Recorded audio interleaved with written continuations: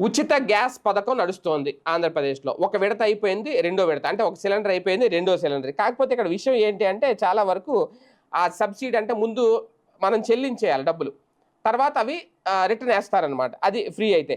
అయితే ఇది అద్భుతం పథకం. కానీ మొదటి విడతలోనే చాలా మంది పడలేదు. ఫస్ట్ ఫ్రీ గ్యాస్ సిలిండర్‌కి. ఇప్పుడు ఆల్రెడీ రెండో సిలిండర్ నడుస్తుంది. ఇప్పుడు కూడా పడలేదు. తాజాగా విశాఖలో కొంతమంది మహిళలు రోడ్డెక్కారు. ప్రభుత్వం చెబుతున్నది ఒకటి, జరుగుతున్నది మరొకటి అని ఆందోళన వ్యక్తం చేశారు. ప్రత్యేకించి వంట గ్యాస్ సబ్సిడీ విషయంలో మహిళలు తీవ్ర ఆగ్రహంతో ఉన్నారు.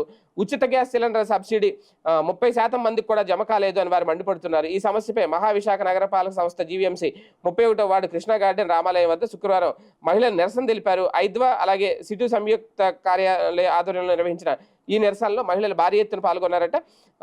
వాస్తవానికి గ్యాస్ సిలిండర్ ధర పెంపు దుర్మార్గం అని చెబుతూ ప్రతి మహిళ ఖాతాలో 18,000 వేస్తామన్న హామీ నీరుగార్చారు. ఇప్పటివరకు కనీసం ₹15 కూడా జమ కాలేదు. ఉచిత బస్సు సౌకర్యం కూడా అమలు చేయలేదు. ఇది మహిళలు అంటే వాస్తవానికి మహిళలకే ఎక్కువ హామీలు ఇచ్చారు చంద్రబాబు నాయుడు గారు. దానికి ఏదో పేరు పెట్టారు మహిళా శక్తి.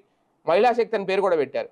కానీ అందులో ఏం అమలైన ఈ ఉచిత గ్యాస్ సిలిండర్ అమలైంది అని చెప్తున్నారు. కానీ అది కూడా సబ్సిడీ అమౌంట్ పడతదన్న అమౌంట్ ఏదైతే ఉందో అది పూర్తిగా పడట్లేదు. ఆల్రెడీ మొదటి సిలిండర్ ఇచ్చినప్పుడు కూడా చంద్రబాబు నాయుడు గారు దృష్టికి తీసుకెళ్లారు.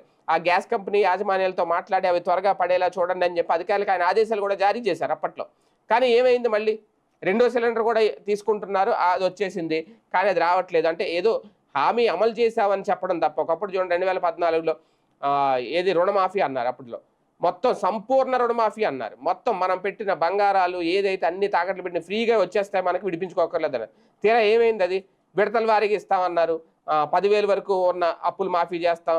తర్వాత 20,000 తర్వాత 1,00,000 అన్నారు. చివరికి ఏమైంది? 2-3 విడతలు అన్నారు. ఎవ్వరికీ కాలేదు. ఇప్పుడు ఈ గ్యాస్ పథకం అలాగే ఉంది. ఆ బస్సు పథకం ఏమవుతుందో తెలియదు. ఇదే మహిళలు ప్రశ్నిస్తున్న